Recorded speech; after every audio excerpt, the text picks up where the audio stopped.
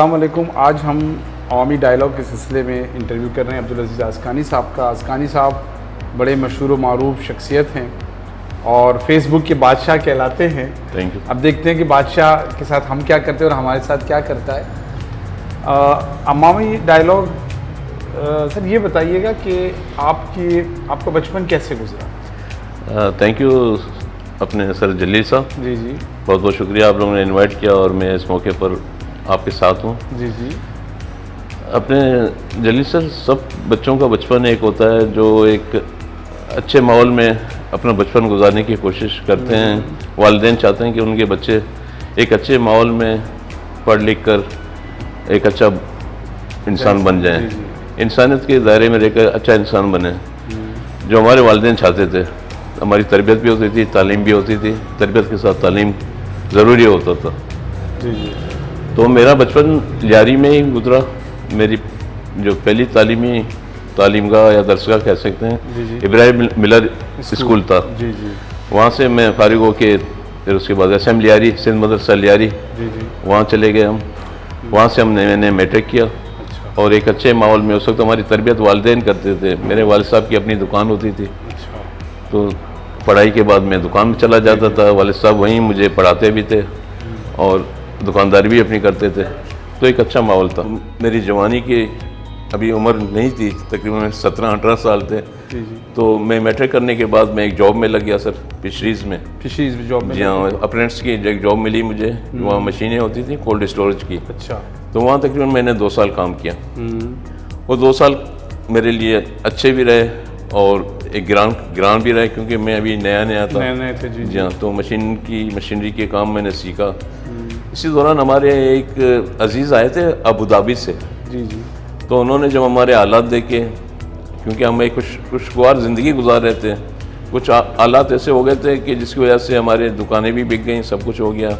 तो हमारे हालात ऐसे नहीं थे कि अब हम आगे न पढ़ाई कर सकें और न गुजारा हो सके। जी जी। तो उन्होंने ये हालात देखकर मुझे ये मशवरा दिया, मेरे वालिदैन को, कि क्यों ना हम आस्कानी को, अब्दुल अज़ीज़ आस्कानी को यहाँ से ले जाएं अबू धाबी, वो कहीं वहाँ जाके जॉब करें। अच्छा।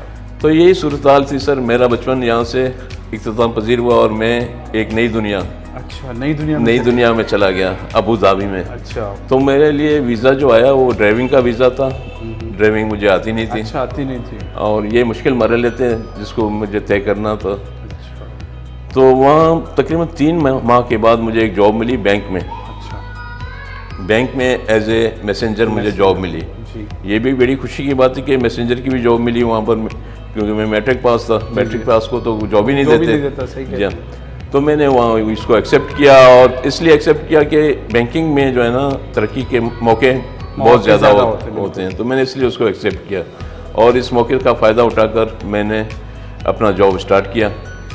ये बताइएगा कि हम हर वक्त देखते हैं आप हर प्रोग्राम में मौजूद हैं, सोशल मीडिया पे आप हर जगह आप जाते हैं, तस्वीरें में आपकी, कैसे करते हैं आपकी सब कुछ? सर ये मैनेज करना पड़ता है, क्योंकि इसमें ये होता है कि आप अपने को बड़ा ज़ाहिर मत करें। अच्छा। इसमें यह है कि मैं अपने को बड़ा ज़ाहिर नहीं करता, और मेरी जो खासियत ये है जी जी कि मैं अपने को पाँव अपने ज़मीन पर रखता हूँ। जी जी। यानी आप आसमान की तरफ नहीं देखते? आसमान की तरफ नहीं देखता। जी जी। वो सोच मेरी नहीं होती है, क्योंकि वो सोच रखना मेरे ख्याल में सही भी नहीं है। अल्लाह ताला खुद आपको आसमान की बुलंदी पर पहुँचाता है, अगर आप उसको अपनाएंगे ना, जी जी, उस सोच को वो करें। तो अल्हम्दुलिल्लाह मैं उसको अरेंज करता हूँ। मुझे दावतें मिलती हैं, जो दावतें देते हैं मैं उनको एक्सेप्ट करता हूँ। अच्छा।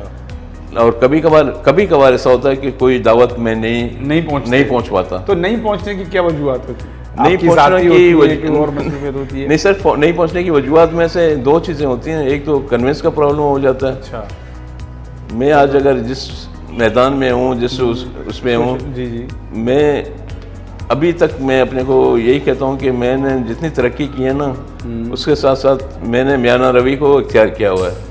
हाँ, तो मैं इतना इखराजात में भी मियाना रवि करता हूँ, अपने इखराजात को कंट्रोल करता हूँ। लेकिन फिर भी कभी कभी ऐसा होता है कि बहुत सारे अपने प्रोग्राम बहुत दूर होते हैं, तो मैं इस काबिल नहीं होता हूँ कि मैं उसको अटेंड कर पाऊँ। लेकिन अगर कोई कन्वेंस का प्रॉब्लम नहीं होता तो मैं ज़रूर जाता हूँ वहाँ पर बताइएगा कि आप ज़िंदगी का वो कौन सा दिन है जिसमें आप बहुत मुश्किल आपने फील किया, दबाव मेरे, कौन सा दिन है? सर ज़िंदगी के बहुत मरले ऐसे आते गए जिनमें मुश्किलात आते गए, तो सबसे बड़ा मुश्किल का मरला मुझे उस वक्त आया जी जी। जब मैं टेंशन में रहा। क्या टेंशन थी? वो टेंशन की वजह ये थी कि मेरा बेटा गया इस रात को दूध लेने के लिए, बच्चों के लिए हमेशा वो जाते थे, ये 2008 की बात है सर। जी जी। तो वो चले गए बच्चों के लिए अपने दूध सुबह के लिए नाश्ता लेने, दूध लेने के लिए, अंडा लेने के लिए, तो वो वापस लौटे नहीं। अच्छा। वापस ये खबर आई कि उनकी डेथ हो गई। ओहो। ये ऐसा मरला था कि मेरी जान बिल्कुल ही वो मेरे हाथ पाँव कांपने लगे। अच्छा। तो मेरा बेटा अब्दुल हसीब, उन्होंने कहा अब्बा आप घर पे रहें, मैं देखता हूँ। मैं सारा चीज़ें देखता हूँ। जी जी। मैं उसको शाबाशी दूंगा, उनको और उनके जो दादा के भाई हैं रमज़ान बलोच साहब, उनको शाबाशी दूंगा कि उन्होंने जाके उनकी लाश खुद ही रिसीव किया, सब कुछ किया और वो ले आए घर पर। उसके बाद फिर अब्दुल हसीब रोने लगा कि रे अब्बा मैंने जाके वहाँ उसको गुस्ल वगैरह दिया, सब कुछ किया, और अब मैं जो आया हूँ ना, अब मुझे रोने दें। मैंने कहा बेटा आप रो लो, मैं तो सख्ते में आ गया हूँ ये जो मैंने देखा इससे मामलात में। बाकी मुझे दुख हुआ उस वक्त, बहुत यानी गहरा वो दुख हुआ। यानी हम ये कह सकते हैं कि आप का भी अगर नाम, अगर शहीदों की लिस्ट में लोग हैं तो आपका बेटा भी जाए। जी हाँ, मेरा बेटा भी शहीद कह सकते हैं, क्योंकि उस दौरान ये जब निकले थे तो ये कारदर का एरिया था, कारदर का एरिया पड़ता है, तो वहाँ पर से वो गुजर रहे थे, तो दोनों तरफ से फायरिंग हो रही थी और फायरिंग की जिद में वो आया, तो इस तरह उसकी शहादत हुई है। तो ये एक सानिया है जो हमारे डार्क पीरियड कह सकते हैं, कराची का पूरा डार्क पीरियड था ये, सिर्फ लियारी का नहीं, कराची का पूरा डार्क पीरियड था। तो उसमें शामिल, जी हाँ, आपका भी खून शामिल। जी हाँ सर। ये बताइएगा कि आपके जो सोशल लाइफ है अभी, आप माशाल्लाह सोशल लाइफ में क्या महसूस करते हैं कि जो इतने इदारे हैं, इतनी जगह वाबस्तगी है, हर एक के प्रोग्राम में जाना, हर एक के साथ बात करना, कैसा लगता है? सर ये एक चीज़ जो मैंने अपने ऑब्ज़र्व किया है, जो मेरे ज़िंदगी में, मेरी लाइफ में, जो मैंने कभी भी मैंने इसका जिक्र भी नहीं किया लोगों से। जी। हमारे वक्त में हमारे वालिदैन होते थे, हमारे असातिज़ा होते थे, वो हमें मोटिवेट करते थे। जी जी।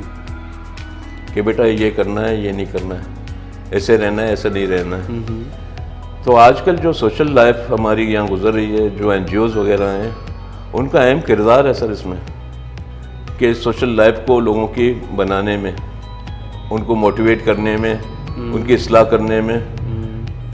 और बहुत से अदारे हैं जो इसमें कामयाब भी हुए हैं। मैं अगर रोज़ का नाम लूँगा तो लोग बाज़ उसको कहेंगे कि ये NGOs हैं या वो हैं, लेकिन उनका एक अपना एक किरदार है।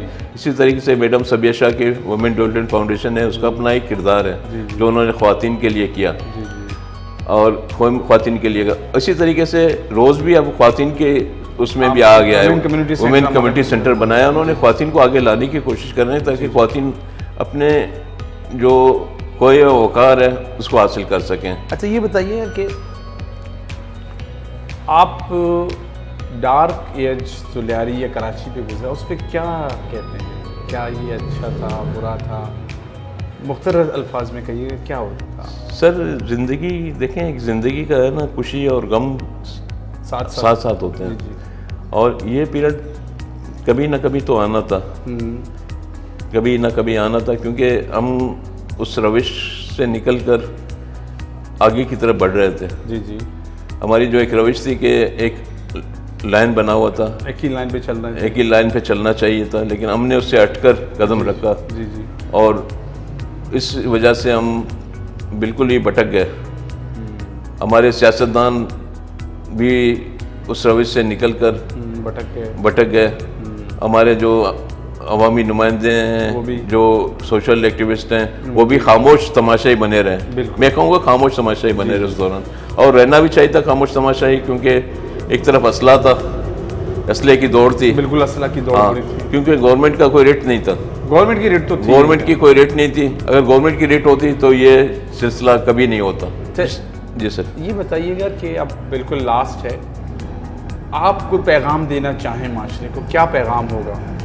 मेरा पैगाम मुआशरे के लिए ये है कि अपने जो नौजवान नस्ल है उसकी तरबियत करें, क्योंकि आजकल वालिदैन के पास वक्त नहीं, वो वक्त नहीं जो वक्त उनको बच्चों को अपने नई नस्ल को देना चाहिए, वो वक्त बहुत कम लोगों के पास है जो अपने बच्चों के लिए भी कुछ वक्त निकालते हैं। मेरा वालिदैन से ज़्यादा वो है दरख्वास्त है कि अपने बच्चों के लिए वक्त निकालें।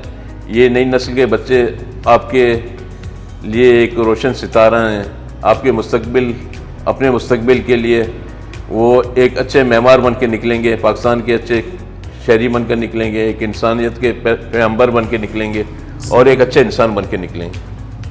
बहुत शुक्रिया अब्दुल अज़ीज़ आस्कानी साहब। आज आपने अब्दुल अज़ीज़ आस्कानी का इंटरव्यू सुना, उनके ख़यालात जाने, और अवामी डायलॉग में आज मेहमान ख़ास थे हमारे अब्दुल अज़ीज़ आस्कानी, और हमने बहुत इन्जॉय किया आपके इंटरव्यू से। बहुत बहुत शुक्रिया। और बहुत शुक्रिया आपका। और आज का हमारा अवामी डायलॉग का सेगमेंट यहाँ ख़त्म होता है। इंशाल्लाह अगले फिर मुलाकात होगी किसी नई पर्सन के साथ। अल्लाह हाफ़िज़। अल्लाह हाफ़िज़।